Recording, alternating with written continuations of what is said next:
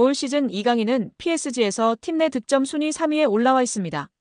우스만 덴벨레와 브래들리 바르콜라를 제외하고는 이강인이 가장 높은 득점력을 뽐내고 있습니다. 미드필더 포지션도 함께 수행하기 때문에 득점 순위 3위는 놀라운 기록입니다.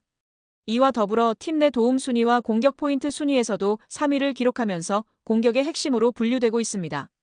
특히 기회 창출에서 이강인은 팀 내 최고 수준의 기록을 보유했는데요. 기회 창출이 45회로 2위인 덴벨레보다 높았고 빅찬스 창출도 12회로 팀 내 최고인 상황입니다. 음바페 없는 PSG의 왕은 덴벨레인 줄 알았는데 뚜껑을 열어보니 이강인이었습니다. 여기에 펩 과르디올라 감독도 칭찬을 아끼지 않았는데요. 지난 챔스 경기 후 그는 PSG가 더 나았다. 가짜 9번으로 뛴 미드필더 선수가 한 명 더 많았고 그를 압박하기 어려웠다. 나는 PSG에 많은 공을 돌린다. PSG는 환상적이고 뛰어난 팀이다. 그리고 아주 좋은 수비수들도 있다. 엘리케에게 축하를 보낸다고 소감을 전했습니다.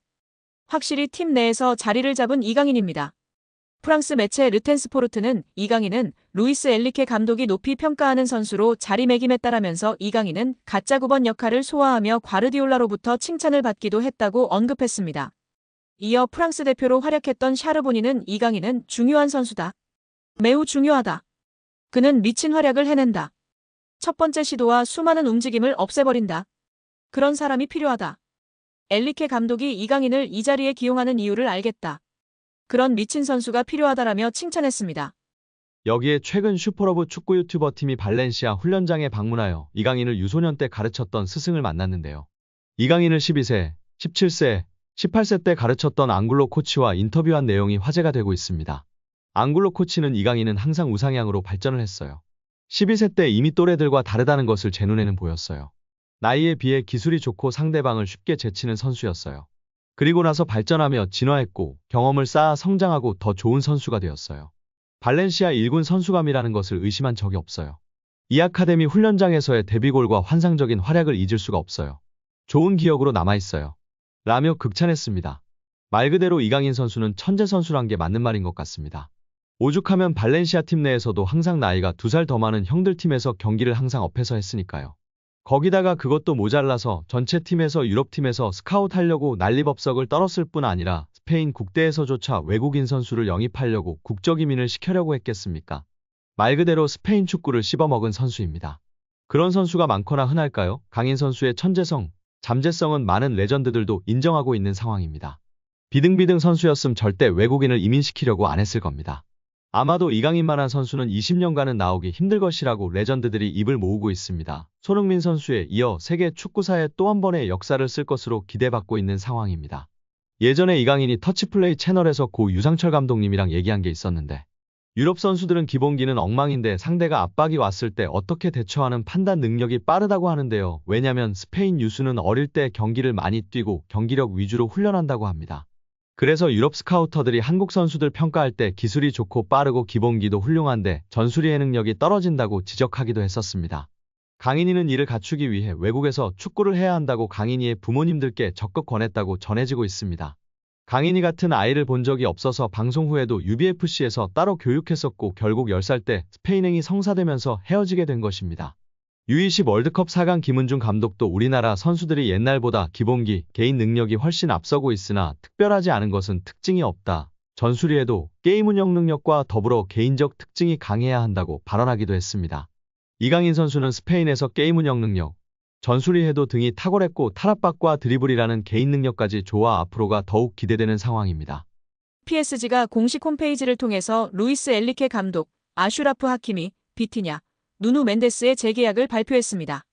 PSG는 우리는 엘리케 감독과 2027년까지 계약을 연장했다. 하키미, 비티냐, 멘데스는 2029년까지 재계약을 체결했다고 전했습니다. 이번 재계약으로 PSG는 대부분의 핵심 전력을 2028년 여름까지 보유할 수 있게 됐습니다. 주전급 자원 중에서 2028년 이전에 계약이 종료되는 선수는 2026년에 만료되는 잔루이지 돈나룸마와 2027년에 끝나는 파비앙 루이즈 뿐입니다.